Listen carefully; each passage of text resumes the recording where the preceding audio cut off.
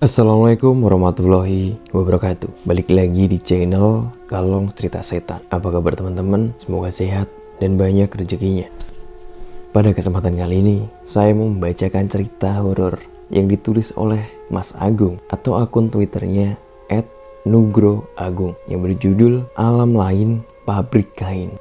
Tapi sebelum saya masuk ke ceritanya, bagi teman-teman yang sedang mendengarkan podcast ini, jangan lupa untuk dukung terus dengan cara like, komen, share, dan subscribe. Jadi seperti apa ceritanya? Mari kita simak. Beberapa waktu yang lalu, dapat cerita dari seseorang yang menceritakan pengalamannya saat mengalami kecelakaan. Ada sesuatu yang ganjil dirasakan saat kejadian itu terjadi. Hal tersebut nampak nyata jika saja ia tak lolos saat itu. Baginya mungkin kisahnya tak bisa ia ceritakan pada saat ini. Semua nama saya samarkan untuk melindungi privasi dari narasumber yang saya temui. Dari cerita ini, semoga bisa mengambil pelajaran baik dan buang segala hal negatif di dalamnya. Waktu itu, Wisman dan Nardi masih berada di rumah Robi, bersenda gurau, ngobrol, ngalor ngidul, membahas segala hal yang ada di pikiran mereka masing-masing. Dari masalah politik, agama, sosial, hingga berujung membahas perempuan yang sedang disukai oleh Nardi. Layaknya remaja laki-laki pada umumnya, sambil menyeruput kopi dan menghisap rokok, mereka bertiga terlalu tenggelam dalam obrolan, sampai membuat mereka lupa akan waktu. Sudah jam 11:30, kamu gak pulang? Ucap Wisman saat mereka berkumpul membuat semua orang hanya diam. Kok sudah malam banget ya? Yuk cepetan balik. Ajak Nardi berdiri sambil menghisap rokok lalu membuangnya. Kamu berani lewat jembatan? Tanya Robi. Memangnya mau lewat mana lagi? Adanya cuma itu jalan satu-satunya, jawab Nardi yakin. Enggak, kata orang dulu, ada aja. Pokoknya ada yang membuat celaka jika saat malam lewat situ. Jembatan itu kan persis berdekatan dengan pabrik kain. Nah, di situ katanya ada istana gaib, bro, ucap Robi, membuat Nardi hanya bisa berdiri mematung. Sudah, menginap saja di sini, gak apa-apa kok. Robi menawarkan pilihan pada Nardi. Gak bisa, nginep gimana loh? Tahu sendiri bapakku kalau marah kayak apa. Udah aku pulang aja, tegas Nardi sembari memberikan kode pada Wisman. Dengan segera, Wisman dan Nardi pamit dari rumah Robi. Malam itu, jalanan sudah teramat sepi. Hanya suara motor Nardi yang masih didengar oleh Wisman. Kota kecil ini memang tak seramai kota besar. Jam 9 malam saja sudah sepi. Pedagang dan toko sudah tutup. Hanya sesekali mereka berpapasan dengan kendaraan lain. Wisman mulai cemas. Ia takut Nardi membawa motor seperti orang sedang dikejar setan. Entah karena takut dengan bapaknya atau takut dengan apa yang dikatakan Robi sebelum mereka kembali. Dari kejauhan, mereka berdua bisa melihat jembatan yang menghubungkan jalan yang akan mereka lewati dengan wilayah tempat mereka tinggal. Jembatan itu tampak berdiri kokoh. Motor terus melaju kencang, klakson beberapa kali dibunyikan. Hingga akhirnya, saat motor itu mulai masuk ke jembatan, terjadi lompatan akibat kecepatan tinggi yang dipacu oleh Nardi. Brak! Terdengar bunyi keras. Motor mendarat dengan kecepatan tinggi. Namun, tak berselang lama, ada yang aneh dengan motor yang mereka kendarai. Kecepatan motor tiba-tiba melemah seperti kehilangan daya. Lampu tiba-tiba mati. Kini Nardi dan Wisman berada di tengah jembatan, terjebak di antara gelap. "Edan kamu Di, kenceng banget loh ya, dikejar apa sih?" tanya Wisman sembari turun dari motor. "Dikejar setan. Aduh, motor kok malah mogok sih," ucap Nardi mengerutu. "Lambemu, mulutmu itu loh Di, yang bener. Kita lagi di tengah-tengah jembatan. Yang dikata apa? Angker, singit, wingit. Apa sih? Gak usah dipikir apa yang diomongin Robi tadi lah man. Mitos itu mitos," potong Nardi, membuat Wisman hanya bisa menganga. "Karepmu, terserah kamu lah Di. Percaya ya syukur, gak percaya ya wis," balas Wisman sambil berjongkok memeriksa mesin motor. "Terus gimana ini man?" tanya Nardi yang nampak kebingungan. "Yo pimen maning, gimana lagi coba? Tuntun aja lah," jawab Wisman. "Aduh lo, masih jauh ini man." "Lah aku yo gak paham mesin Di. Wes lah, ayo jalan, tuntun. Barangkali di depan ada bengkel," ucap Wisman menenangkan suasana. Bengkel demit. Udah malam man, udah tutup pasti," timpal Nardi. "Cangkemmu loh Di," balas Wisman sambil melihat temannya yang terus tersenyum dengan wajah meledek. Mereka berdua akhirnya menuntun motor yang mogok itu berjalan di tengah jembatan, diiringi suara jangkrik dan binatang malam yang lainnya. Terdengar juga suara burung malam terbang di atas mereka sambil terus berteriak, membuat suasana semakin mencekam. Mereka terus berjalan perlahan. Nardi memegang stang, sedangkan Wisman mendorong dari belakang. Sampai akhirnya mereka sampai di sisi sungai. Berhasil melewati jembatan itu meski keringat keluar deras dari tubuh mereka berdua. Tiba-tiba saja angin bertiup kencang, membuat dingin malam menusuk hingga ke tulang. Sesekali Nardi mengengkol motor bebeknya. Berkali-kali dicoba, mesin motornya tak kunjung menyala. Hingga cering, cering, cering, cering, suara besi yang dijejer saring beradu. Sesekali beradu juga dengan jalanan beraspal. Terdengar keras di belakang mereka. Nardi dan Wisman paham jika bunyi itu adalah bunyi becak yang akan melewati jembatan itu. Becak di daerah Nardi dan Wisman sengaja menempelkan kaleng atau plat besi sebagai tanda untuk memberitahu jika ada becak yang mau lewat. Hal itu nampak biasa bagi mereka. Sayup-sayup, suara itu semakin mendekat. Wisman berhenti, menoleh ke belakang. Diikuti Nardi yang terus memperhatikannya. Hingga akhirnya mereka berdua bisa melihat becak itu mulai berjalan melewati jembatan, tenang menuju arah mereka berdua. "Di, ada becak.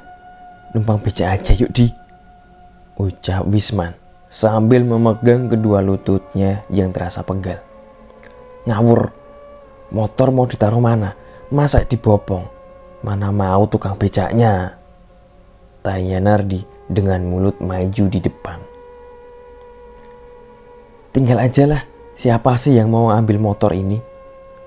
balas Wisman sambil terkekeh. "Motor ini harta satu-satunya yang aku punya man. Jangan ngeledek kamu. Gini-gini masih laku loh di tukang loak," ucap Nardi membuat mereka berdua tertawa. Becak itu masih lumayan jauh dari mereka, tapi terus berjalan mendekat.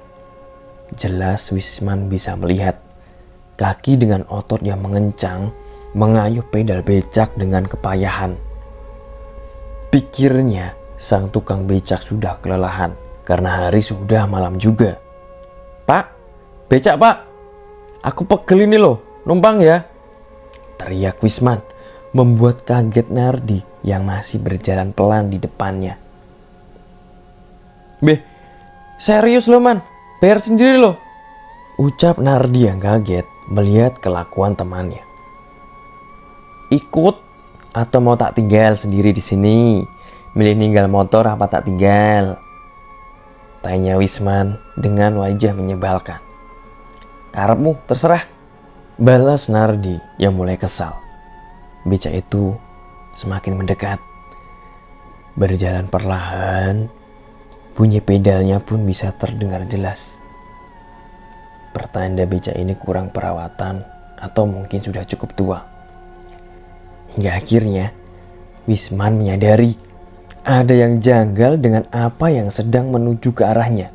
Sesuatu yang asing baginya datang semakin mendekat. Wajah Wisman seketika berubah setelah becak itu melaju semakin cepat ke arahnya. Kecepatan kendaraan roda 3 itu tiba-tiba melaju semakin kencang, membuat Wisman histeris berteriak sambil menuju ke arah becak itu. "Ndas, ndas!" teriak Wisman sembari mendekat ke arah Nardi. Laki-laki itu telat menyadari becak sudah berhenti di dekat mereka. Becak itu berhenti dengan pengendaranya yang tidak memiliki kepala, membuat keduanya sontak terkejut dengan pemandangan mengerikan yang mereka lihat. Nardi sekuat tenaga mengengkol motornya, entah itu usaha terakhir atau apapun. Tapi nyatanya Nardi berhasil menyalakan motor bebeknya, berteriak pada Wisman dengan nada ketakutan, mengajak temannya yang sudah berada di depan berlari kencang. Jadi Nardi ini ditinggal sama Wisman. Nardi segera menyusul Wisman, lalu segera kabur dari tempatnya saat itu. Motor itu melaju lebih kencang dari sebelumnya. Tikungan berbelok tajam ke kanan, mereka libas tanpa mengurangi kecepatan. Rasa takut akan apa yang barusan mereka lihat membuat Nardi seperti buta arah.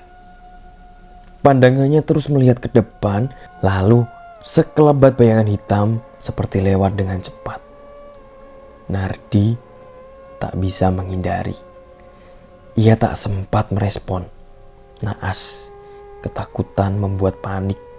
Nardi, ia kehilangan keseimbangan, tak bisa mengendalikan laju motornya.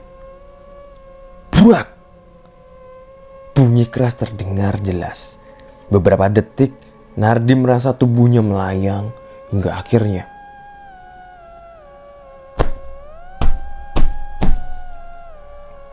bunyi terakhir yang Nardi bisa dengar sebelum gelap mulai masuk perlahan, membuatnya tak bisa lagi mendengar apapun, melihat apapun, dan merasakan apapun. Semuanya mendadak hening. Bau bunga setaman tercium. Baunya pekat membuat Nardi terbangun. Perlahan, matanya menatap langit. Samar, Nardi melihat bayang dedaunan yang terus bergoyang tertiup angin, mengingat kejadian yang terjadi sebelumnya. Perlahan, pandangannya mulai jelas. Ia kemudian mengangkat badannya, lalu duduk di tengah tanah lapang yang sepertinya ia kenal. Nardi masih melihat ke sana kemari, seperti sedang mencari sesuatu yang hilang.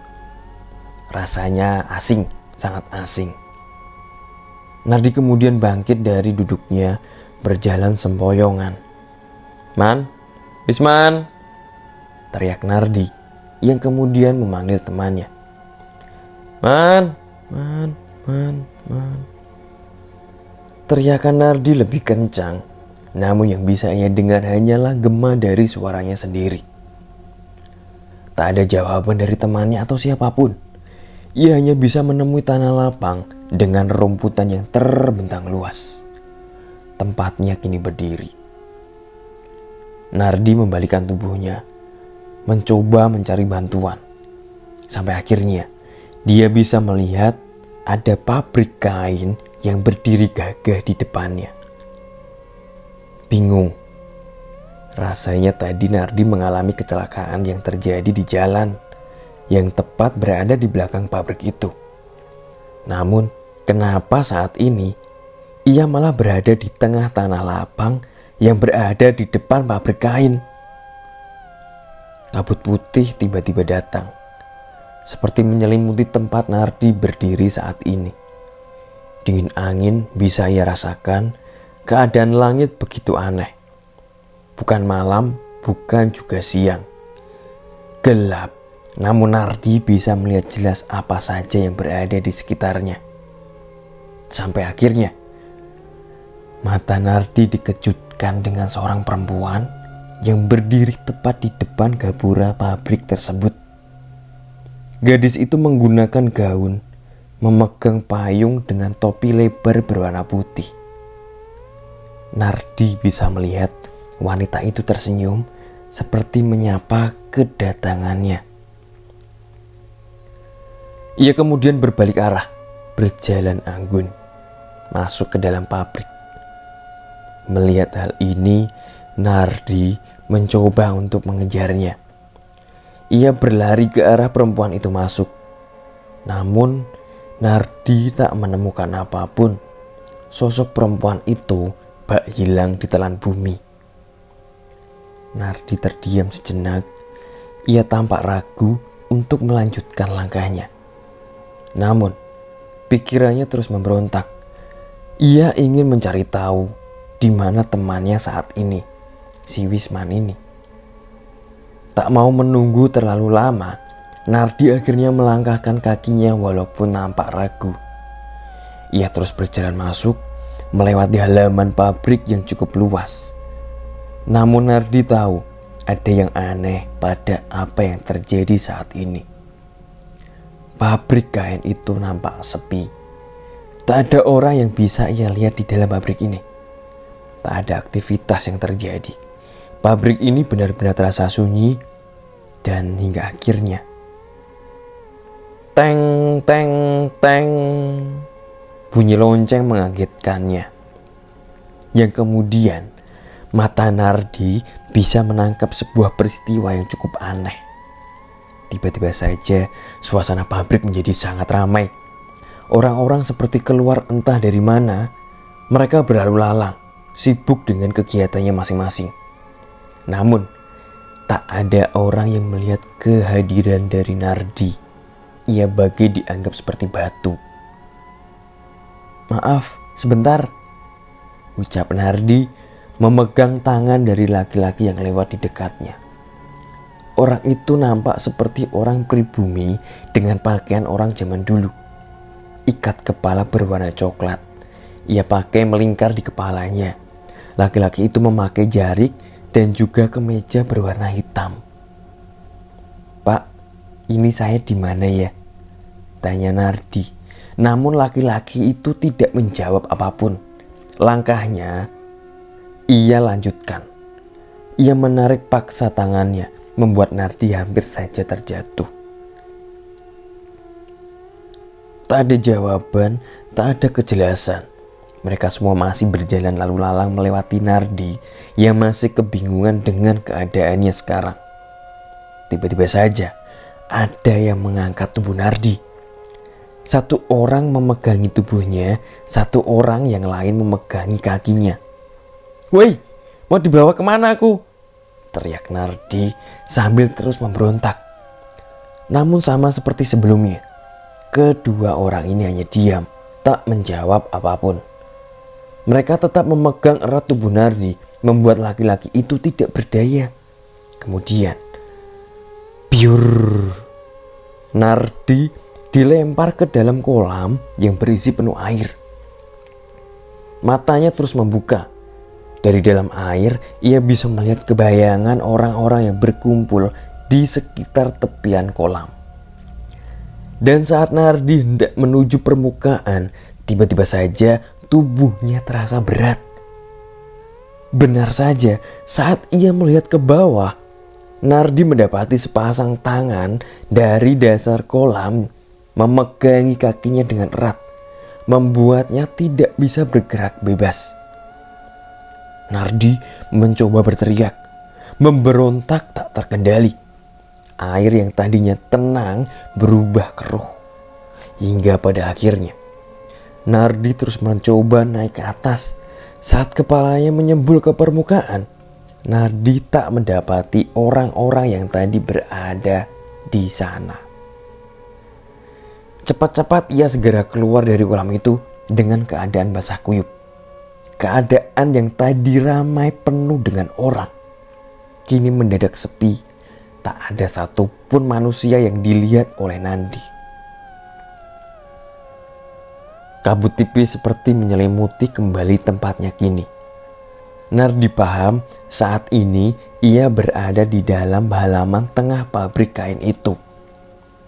Ia berdiri mematung di tengah-tengah bangunan-bangunan yang besar. Pikirannya masih kacau dengan keadaan saat ini. Nardi berjalan perlahan, mengarahkan kakinya untuk keluar dari tempat itu, mengarahkan pandangannya ke sana kemari. Angin yang lewat begitu menusuk tubuh Nardi, hingga akhirnya ia melihat cahaya kuning di depan pintu salah satu bangunan pabrik. Ada orang di ruangan itu. Semoga, ucap lirih Nardi, terus berusaha mencari bantuan. Anak laki-laki itu mengarahkan langkahnya ke depan pintu pabrik yang terbuka. Ia kemudian masuk ke dalam. Cahaya kuning yang ia lihat sebelumnya ternyata berasal dari sesuatu yang tengah dibakar. Di dalam ruangan itu, orang-orang berdiri melingkar. Yang di tengahnya nampak api besar yang terus berkobar. Orang-orang itu hanya diam mematung. Pemandangan mereka menatap ke arah api. Tak ada yang berkedip, membuat Nardi hanya bisa bergedik ngeri, diikuti dengan bulu kuduknya yang berdiri. Ia tahu tak ada yang bisa ia tanyai saat ini.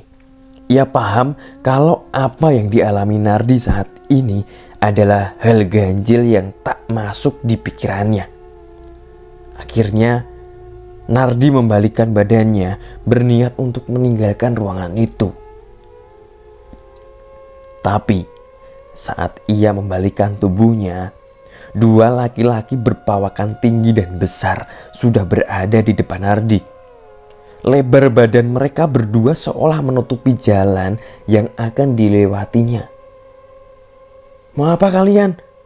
tanya Nardi panik, diiringi rasa kaget dan takut. Dua laki-laki itu langsung mencengkeram tangan Nardi di sisi kiri dan kanan, membuat kaki Nardi terangkat. Tak ada pijakan untuknya. Ia tak bisa berjalan, berlari ataupun kabur dari ruangan itu. Dua sosok laki-laki besar dengan pakaian bak seragam tentara yang sering ia lihat di foto-foto tempo dulu. Ingatan Nardi menangkap tentang cerita kejadian masa lalu, tentang pendudukan era kolonial di kotanya dulu. "Mau dibawa kemana aku bangsat?" ucap Nardi panik. Dua orang tadi tidak menjawab apapun. Mereka terus berjalan menjauh dari tempat yang berisikan orang yang berdiri mematung mengelilingi api tadi. Hingga akhirnya Nardi bisa melihat wajah orang-orang itu berubah. Tersenyum menyeringai ke arah Nardi dengan tatapan sayu dan ekspresi yang datar. Nardi dibawa ke tengah halaman depan pabrik. Dua laki-laki yang membawanya berhenti. Masing-masing dari lelaki berseragam itu memegangi tangan kiri dan kanannya. Nardi terus memberontak hingga datang seorang menggunakan baju serba hitam dengan tongkat di tangannya, memiliki kumis tebal dengan hidung yang mancung. Laki-laki itu mendekat ke arahnya, melihat wajah Nardi dengan seksama. "Kenapa kamu di sini?" dengan bahasa Belanda. Ucap laki-laki itu. Nardi hanya melongo, mencoba untuk memahami apa yang dikatakan oleh laki-laki itu. Nardi tidak bisa mengerti dengan apa yang ditanyakan oleh laki-laki itu. "Kenapa kamu di sini?" ucapnya lagi. Nardi masih terdiam, ia tak tahu harus menjawab apa. "Saya nggak ngerti, Tuan," ucap Nardi terbata-bata. Laki-laki itu kini berdiri tegak di depan Nardi. Ia membuang tongkat yang sedari dipegangnya. Tiba-tiba saja pukulan keras mendarat di bagian perut Nardi. Laki-laki itu meronta kesakitan. Lalu tamparan mendarat di pipi kanan dan kiri secara bergantian dengan gerakan yang cepat. Tak sampai di situ, Nardi lalu mendapatkan tendangan beberapa kali. Tubuhnya terus dipegangi oleh dua orang berseragam dengan erat. Nardi lemas. Tubuhnya dilepas, terhempas jatuh ke tanah. Ia tak bisa bergerak. Hingga akhirnya Nardi bisa mendengar gelak tawa dari orang-orang yang kini menonton, menertawakannya yang tak bisa menggerakkan tubuhnya.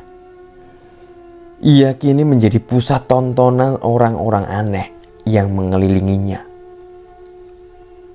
Dua orang berseragam tadi kemudian menarik kaki Nardi. Sepasang tali diambil, kaki Nardi diikat dengan tali tambang, dan tali itu dikaitkan pada tubuh seekor kuda. Setelah selesai mengikat, kuda itu dipukul dengan tongkat dengan keras, membuat kuda itu berteriak lalu berlari. Tubuh Nardi diseret keluar dari lingkungan pabrik. Nardi tak bisa bangkit. Tubuhnya terus terbawa kuda yang berlari ke arah lapangan yang rimbun dengan rumputan. Nardi terus berusaha bangkit, berharap ada yang bisa menghentikan kuda itu. Setelah cukup lama hanya bisa pasrah, terus ditarik oleh kuda yang bergerak. Tiba-tiba saja kecepatan kuda itu perlahan melambat, semakin melambat, dan akhirnya berhenti. Nardi kemudian buru-buru melepas tali yang sedari tadi mengikat talinya. Ia berdiri mencari tahu kenapa kuda yang sedari tadi berlari menariknya kini berhenti.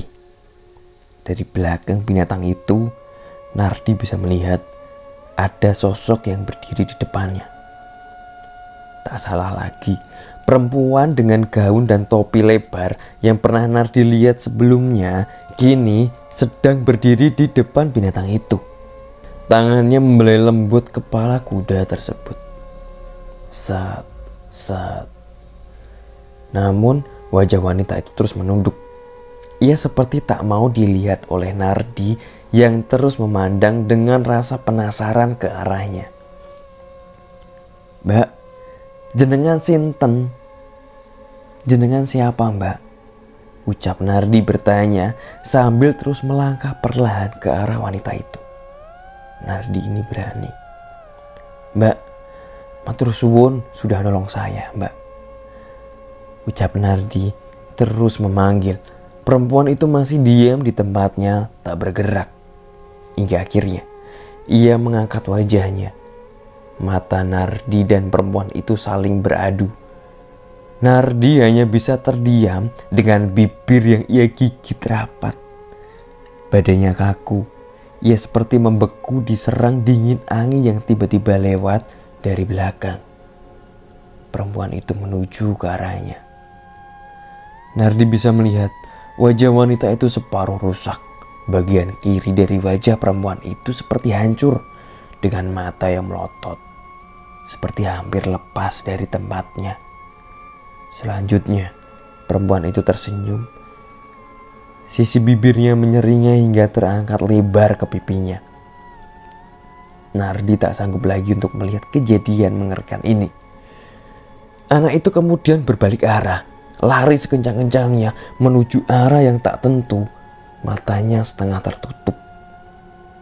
Secepat mungkin ia berlari, terus berlari Hingga akhirnya ia berhenti dan berada di tengah-tengah rimbun pepohonan. Di sekitarnya, kabut putih masih terus menyelimuti. "Gusti, kula teng pundi niki? Kula pengen wangsul Gusti," ucap Nardi lirih dengan nafas yang masih terus terengah-engah. Tiba-tiba saja telinganya seperti menangkap sesuatu. Sayup-sayup, Nardi mendengar suara-suara yang sepertinya familiar baginya. Ia terus mencoba mencari suara orang yang terus membacakan kalimat tahlil. Nardi berjalan perlahan mengikuti suara itu. Arahnya sudah tepat, tapi entah mengapa saat Nardi mencoba untuk berjalan ke arah datangnya suara, langkahnya seperti tak pernah habis. Suara itu seperti berjalan menjauh dari Nardi. Ia berhenti sejenak, tak tahu lagi harus berbuat apa. Langkahnya seperti tanpa akhir. Nardi lalu memejamkan mata, mencoba mengingat akhir dari awal yang membawanya ke tempat itu. Ia masih ingat terakhir kali yang ia dan Wisman lihat. Tiba-tiba saja ada seseorang yang menyentuh baunya. Saat ia sedang memejamkan matanya, sontak Nardi langsung terkejut dengan yang terjadi saat ini. Segala doa ia baca, segala kalimat memohon ampun ia ucapkan. "Ampun, saya mohon ampun, saya gak lagi-lagi kurang ajar di jalan," ucapnya sambil terus memejamkan mata. "Le, neng kene dudu panggonmu, neng kene dudu alammu. Balik karo apa sing gawa kowe mrene, balik," ucap seseorang dengan nada yang berat. Seperti suara orang tua yang sudah sepuh, Nardi lantas menoleh ke arah belakang. Tak ada siapa-siapa di belakangnya, sepi dan sunyi. Hanya suara dedaunan yang saling bergesekan akibat angin yang tiba-tiba bertiup kencang. Tanpa sadar, Nardi sudah menggenggam tasbih di tangannya. Tasbih panjang berwarna coklat kini ia pegang. Entah untuk apa, tapi Nardi yakin ini akan melindunginya. Hingga akhirnya, cering, cering, cering, cering. Suara itu tak asing. Suara becak yang pernah Nardi dan temannya dengar. Suara yang membuat mereka berlari ketakutan hingga berujung kecelakaan. Nardi tertegun. Ia kini hanya bisa menahan ludah. Sosok itu berhenti tak jauh dari tempatnya berdiri. Sebuah becak dengan pengendaranya yang tanpa kepala. Seperti menunggu Nardi terdiam tanpa ada pergerakan. Ketakutan benar-benar menguasai Nardi. Tapi ia ingat dengan perkataan orang tua tadi.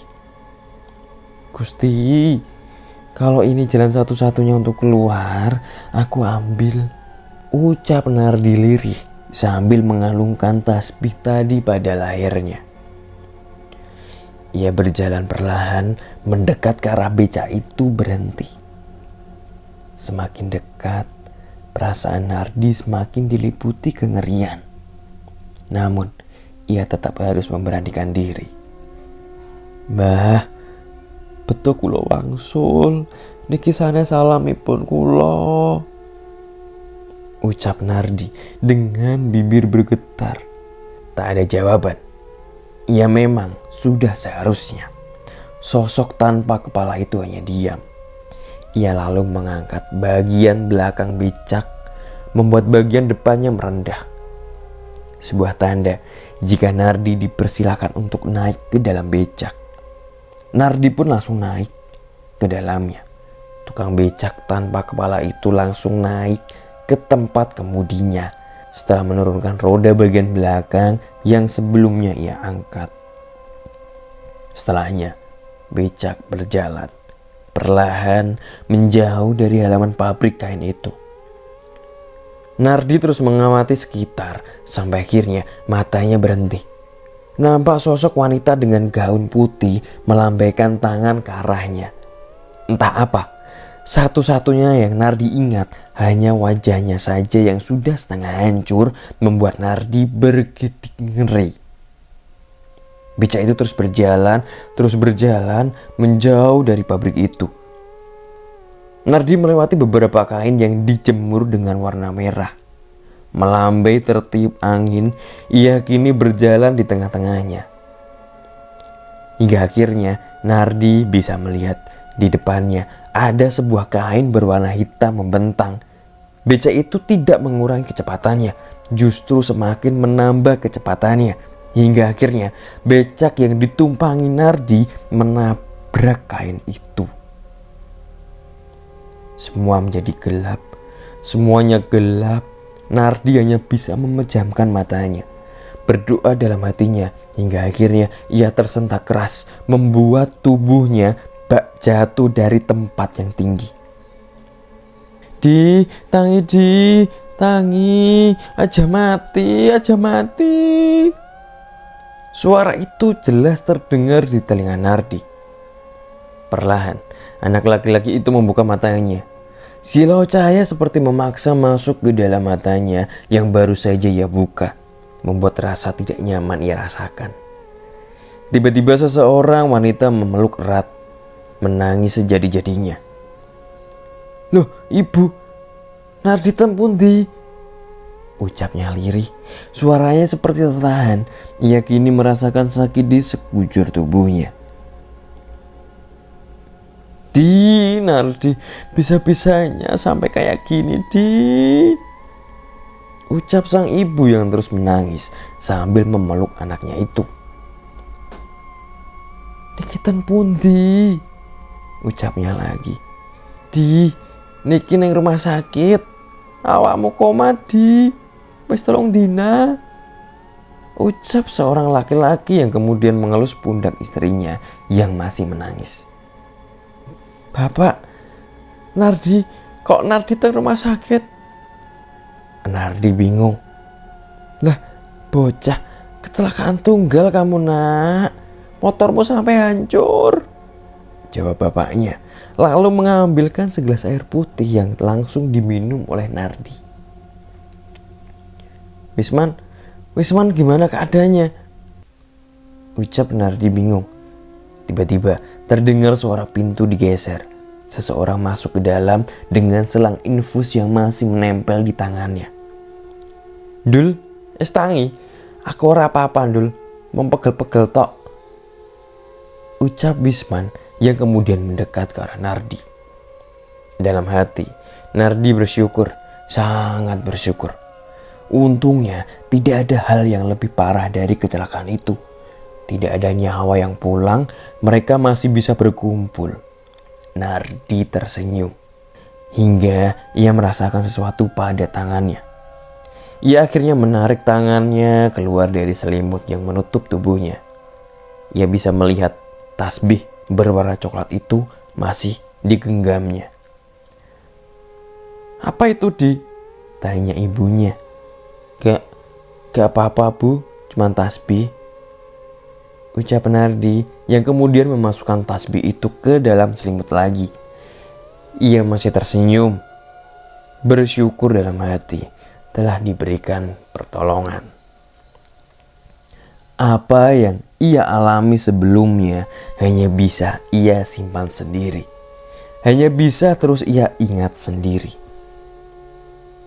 Sekian cerita Nardi yang ditulis oleh Mas Agung. Jangan lupa like, comment, share, dan subscribe.